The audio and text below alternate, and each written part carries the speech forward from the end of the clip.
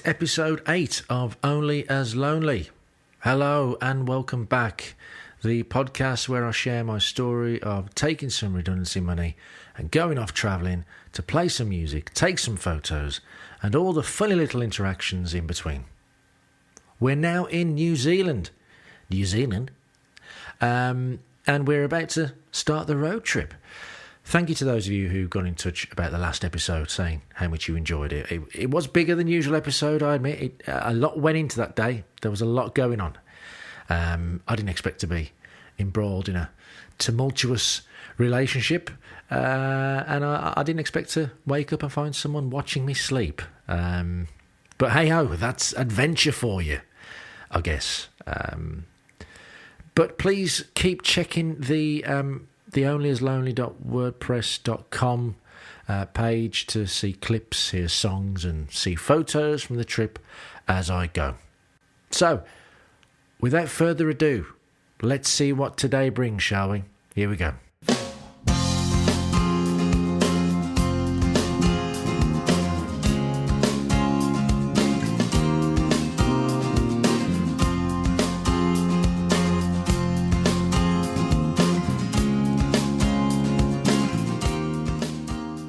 September the 18th, 2009.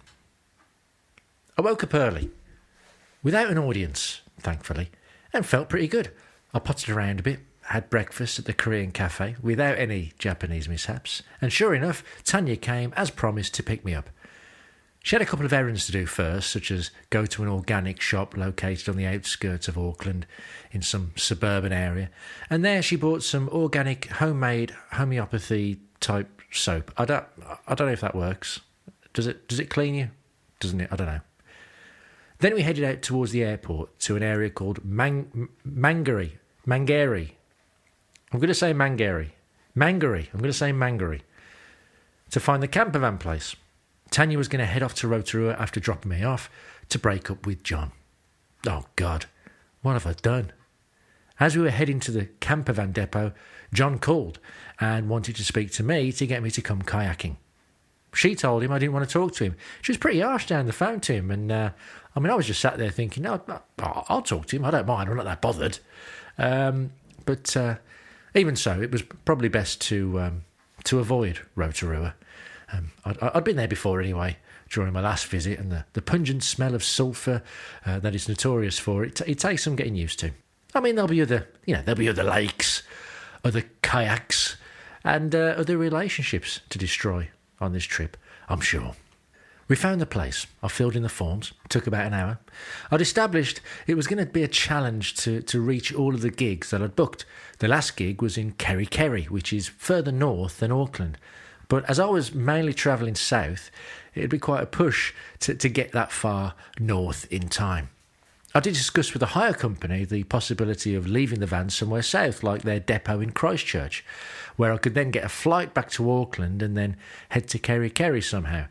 But all in all, it would cost me another $750 with flights and fees. So, most economical approach, probably best just to send an email cancelling the gig. I'd be giving them plenty of notice at least. A middle-aged, slim, dark-skinned man led me to the van with the enthusiasm of a bored security guard at a supermarket. The van was a VW LT35 long wheelbase in white with the Cheaper Camper logo on the driver's and passengers' doors and a sweep of blue along either side underneath the windows. This was it. This would be my home and transport for the next month. Together we went around the van to see if there's any marks on it before I embarked on my road trip, just so that if it does come back marked, they can confidently blame me and charge me a small fortune for it. The plan was always to bring it back in the same condition in which I'd received it, but at least I'd be driving on the same side of the road as back home, the correct side of the road, despite being vastly outnumbered by most of the world. It was still pretty nerve-wracking though, as the van was huge, and I'd never driven anything so big. I was thinking, this wasn't a van, it was a bus. I was just hoping that I wouldn't have to find myself in a situation where I'd have to parallel park. The guy showed me around, had clearly been doing this a million times before. He spoke with a monotone drone of someone who can say the words whilst thinking about something else, like remembering to pick up some hippie soap for the wife. He pointed out some of the technicalities I need to know, such as where the fuel cap is and how to empty the container that contained my shit. I'd paid extra for a toilet, shower, cooking facilities, a fridge. I thought, I may as well. I could afford it with my redundancy. Why not throw the bus out? Bad joke. At the back of the camper van, there were cushioned bench-like seats either side of a table, which after some rearranging could be turned into a double bed. Oh, yes. I mean, that might come in handy, But the question is, would the suspension of the van be able to hold?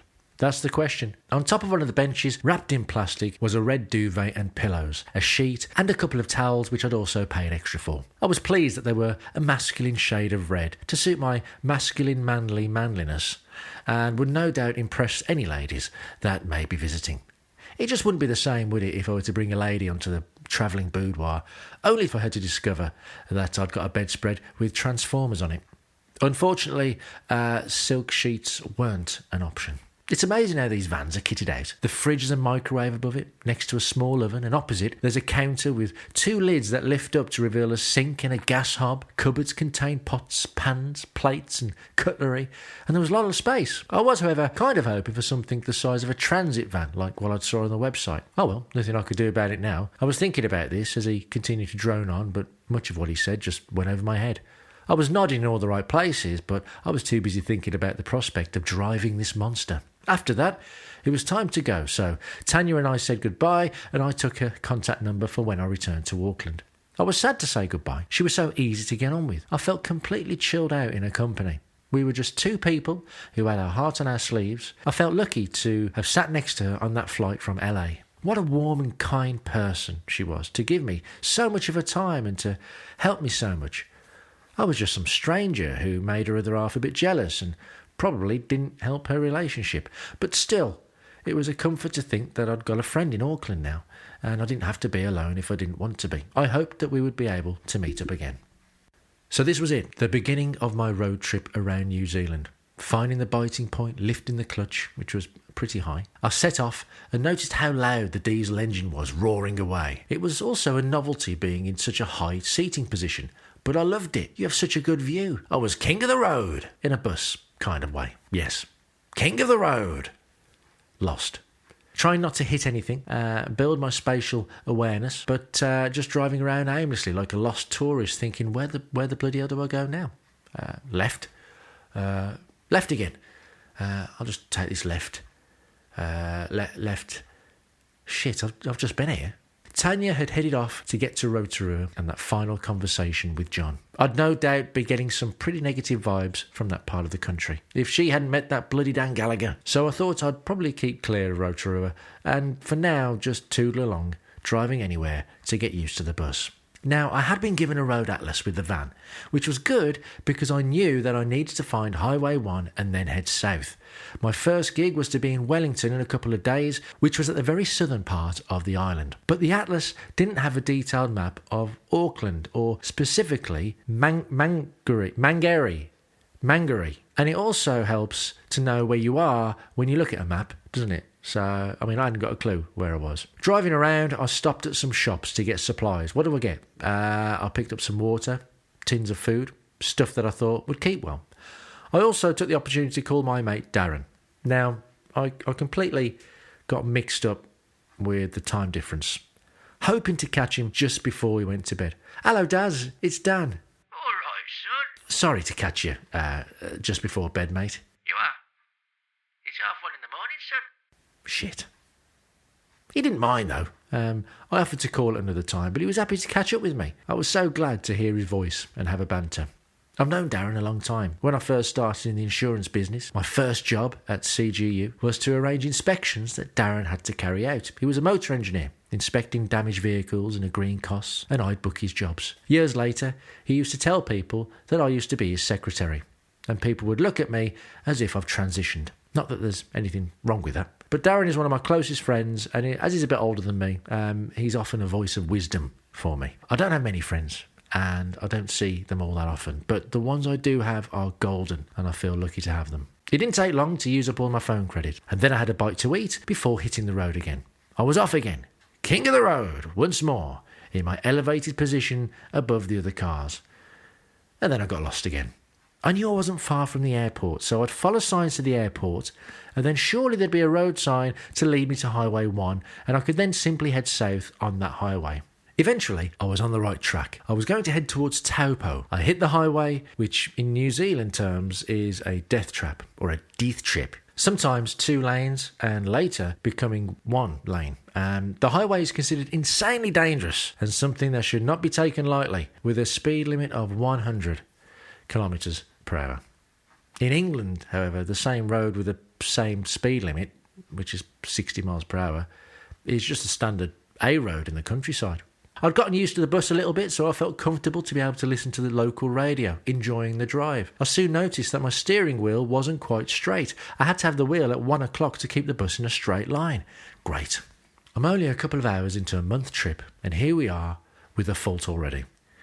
It was nothing major and a minor adjustment I'd have to get used to, as long as the brakes worked. They did work, although I felt like they could work better, if I'm honest.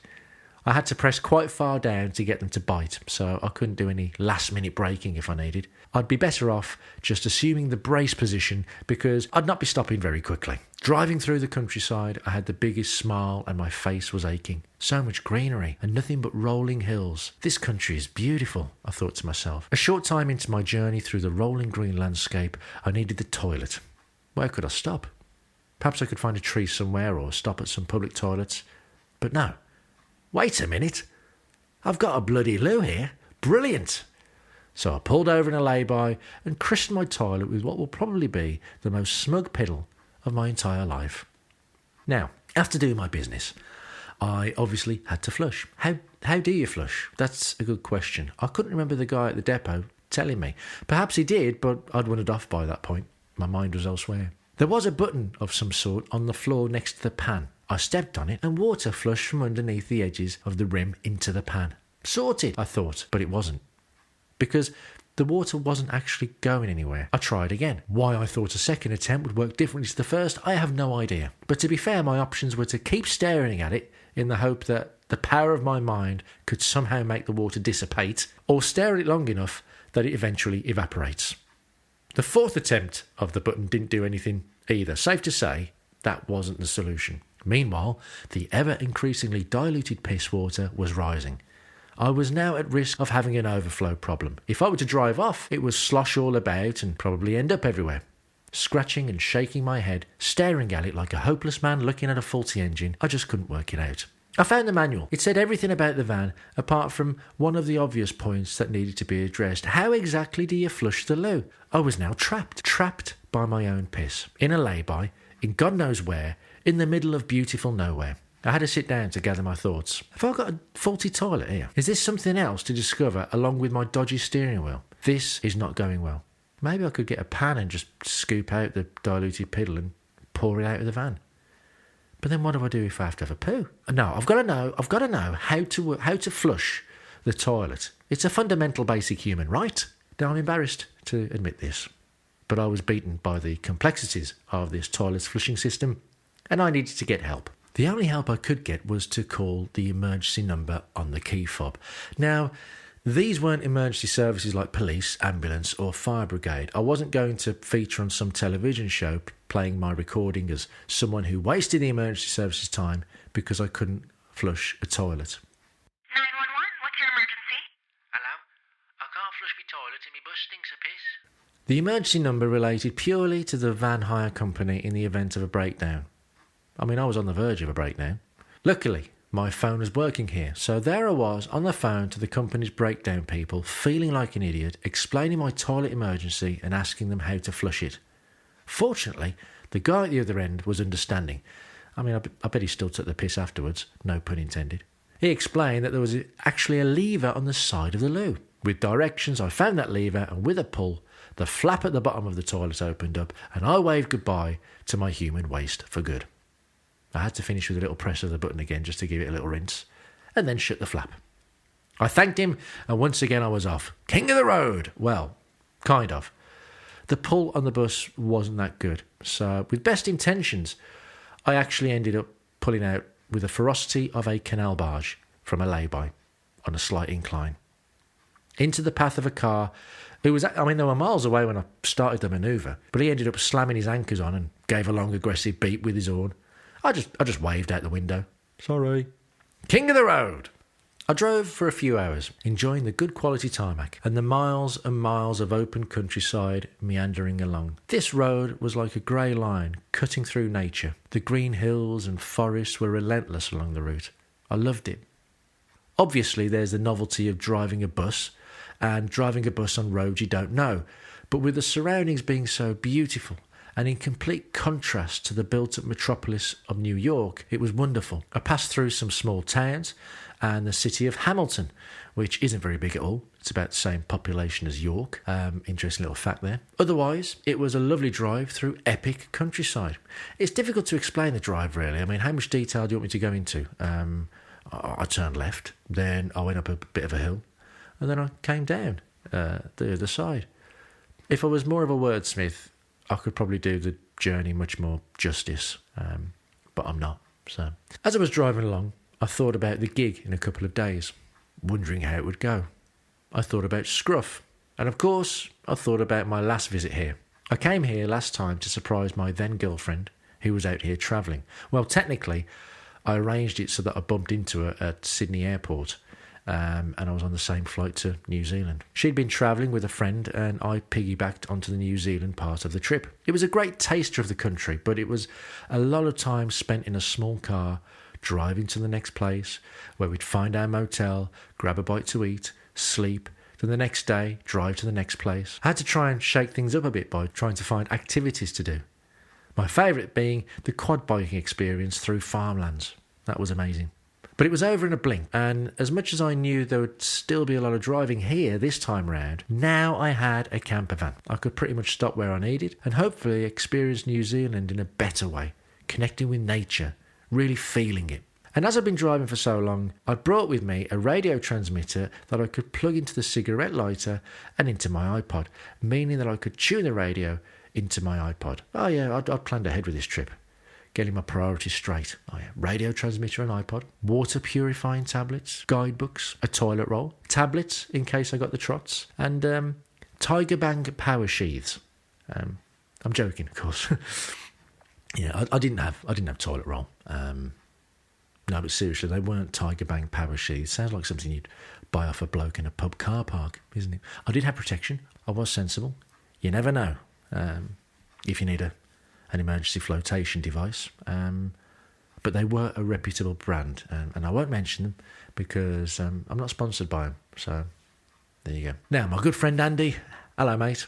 I know he's listening, had also provided me with a solar charger as a backup too, which offered peace of mind should I end up stranded in the middle of nowhere and need to charge my phone or iPod. Look, tunes are important. Seriously, stick on the Rocky IV soundtrack, you become unstoppable. I reached Taupo, a small town located on the edge of New Zealand's largest lake. It is massive. It's 238 square miles, courtesy of Wikipedia. And it shares the same name as Lake Taupo. Now, Taupo is also known as the skydiving capital of the world, although I don't know if that's its official title or if it's just a tourist thing. I hadn't actually got anywhere to stay, so I stopped at a viewing point overlooking the town just below me, the rooftop stretching out towards the lake in the distance. The sky was now turning pink, as dusk was fast approaching. I read my guidebook and had a coffee. Not just any coffee though, this was coffee paste, squeezed out of a tube like toothpaste. It already had sugar and milk in it. I just had to add water. When you think of all the achievements of man, I mean, this is definitely up there. Mind you wouldn't want to try and brush your teeth in the dark and get the wrong tube, would you? This toothpaste tastes good. Why can't I sleep? Excuse the mess. This is my camper van. I'll just boil the kettle. There's a sink.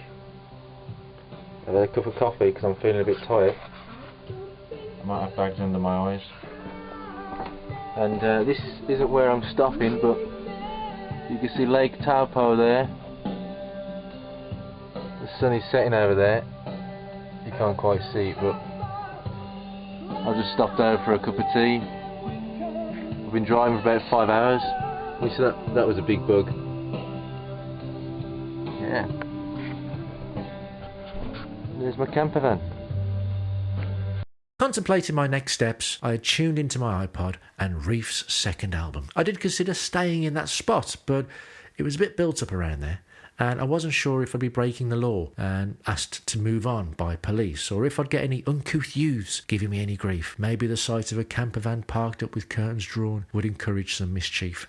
In the guidebook, I read that nearby was a place for campers to stay for free. Reed's Farm was an old piece of farmland that was once owned by a Mr. Reed. In his will, he requested that the land be available as a free space for campers.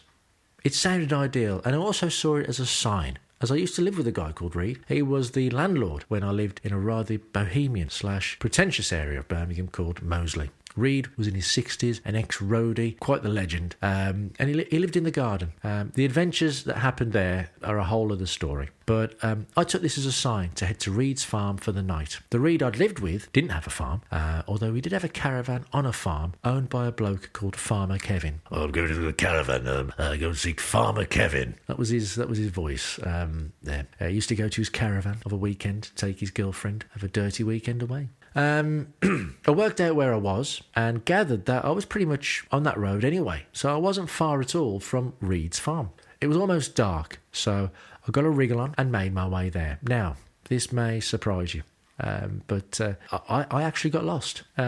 I know, it's unusual for me, isn't it, to get lost? But I ended up going up a driveway to some big manor house. An old man was walking down the driveway towards me. I don't know if he was actually going anywhere, or if he probably heard the huge engine of my bus roaring down the country lane, the familiar sound of the lost tourist going somewhere without a clue. He kindly pointed me in the right direction and told me to keep my doors locked if I leave the van. Mate, I live in Dudley. I thought, that's standard practice. Muscle memory. Even Dudley Zoo have to chain their animals up so that the locals don't steal them.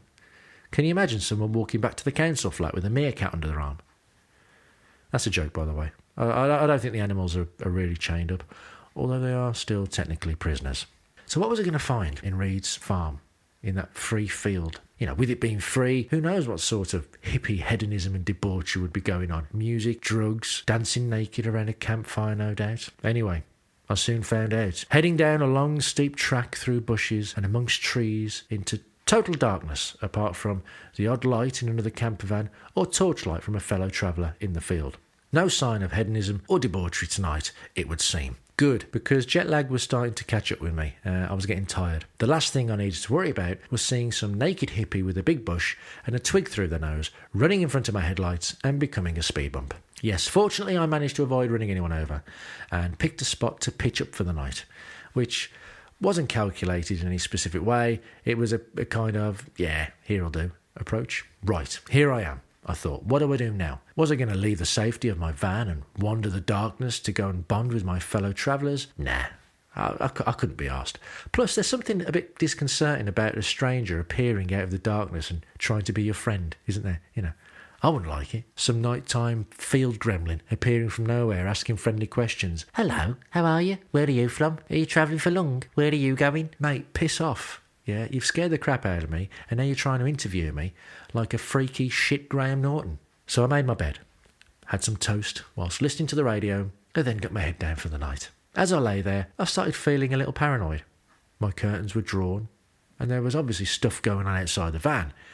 But you can't help but feel a little bit exposed, being trapped in a metal box on wheels. It's not like having bricks and mortar around you, is it? I started to wonder, what if someone's lurking around outside the van? You know, those notorious camper van lurkers. I jumped out from under the duvet and peeked from just behind the curtains to see what was going on outside the van. Nothing, just darkness. I scooted across the other side of the van and peeked again. Nothing, just darkness. I scooted to the back, peeking from behind the curtain, and nothing, just darkness. I settled back down, telling myself I was being irrational. There was nothing to be worried about. Then suddenly, bang! Which startled me. I mean, if I did shit myself, at least I now knew how to flush it away.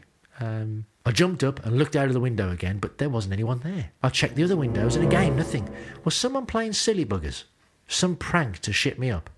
Bang on the van and run off into the night. Well, it was working. I was feeling pretty spooked by this. I settled down, heart thumping, adrenaline ensuring that I was now wide awake. After a while, I started to assume that it must have been just a one-off freak incident. Maybe an animal jumped on the roof, or a branch falling out of a tree and hitting the van. Bang! Shit! What was that? I looked out again of the windows, but nothing. Should I open the door and get out? Maybe that's the plan. They get you out of the van, hit you over the head, steal your stuff, steal your van. I'd better not. Now I was struggling to settle. Sure enough, after a while, yet another bang. This was becoming a thing. A regular recurring thing. And I had to ask myself, do you really think there's someone outside, in the cold, whose intention is to play Knock Van Run late into the night? Sounds a bit like a Dutch musician. Maybe it's the actual van. Another bang. Okay, this is an intermittent thing now. Hold on. Wait a minute. Could it be John? He's hunting me down. He wants revenge. He's outside in a vest. Yippee-ki-yay, motherfucker. No. Don't be so bloody stupid. If it was, he'd shout my name. He seemed to like saying my name in full when he was referring to him on the phone. So, I mean, he's definitely the kind of guy who would shout it out. Perhaps it was the actual van, surely. My rational part of my brain was trying to reason with my paranoia, and I was starting to accept that it wasn't a crazy knife-wielding Kiwi campervan thief. But despite this, it didn't help me get much rest. But if this was campervan noises, as my rational brain was telling me, much like you get used to house noises in the night, this was a thing I was going to be normal and for the next month, and I'd have to learn to get used to it. Yeah, I'll have to learn to sleep through the bangs, like people who go to bed early on New Year's Eve.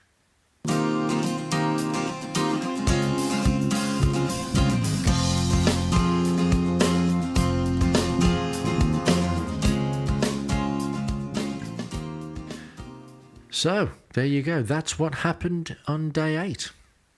Did you enjoy that? Did you like that? That's like Fred Dibner. Do you know Fred Dibner? Do you like that? If you don't know Fred Dibner, do some YouTube. Just watch some clips of Fred Dibner of how he used to climb huge chimneys. Honestly, the balls on the bloke. So yeah, that's day 8. Everyone should have a go at driving a big van. I mean, there's nothing like it. Seriously. It's great. I've said goodbye to Tanya, who was amazing. She was off to break up with John, and I was just hoping that he didn't blame me for it. I mean, I remained impartial throughout. I never was like, you should definitely break up with him. Oh God, he sounds terrible. Yeah, you don't need that negativity in your life. I just stayed completely impartial. I felt a bit sorry for him, you know, the way she was being down the way she was being down the phone to him, you know. When you think about it, the poor bloke, he didn't know what time she was landing, so he was hanging about for ages at Auckland Airport, and then she rocks up with some young Adonis, and then you've got to give him a lift to some motel, you know, when really you've got some shit to sort out, you know. Then she tells you got to carry on home, so you've got a 3-hour drive home alone. And then she talks like shit to you down the phone while still hanging out with that bloody Dan Gallagher. I mean, I'd probably be pissed off too, you know. I wonder if they'll sort it out.